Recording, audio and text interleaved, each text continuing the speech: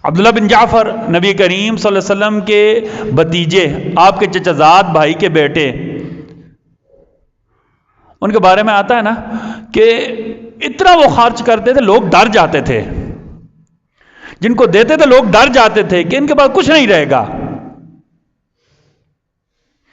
ایک ایک دن میں 10 لاکھ درہم کھڑے کھڑے۔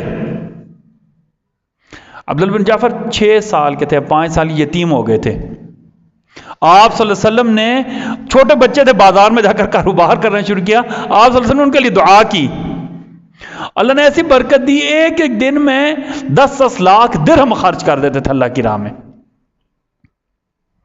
ایک دن کسی نے کہا کہ عبداللہ ایسا نہ کر، کم کر دیں، لوگوں کو دینا کم کر دیں، جو آپ زکوٰۃ دیتے، صدقات دیتے، خیرات کو کم کر دیں۔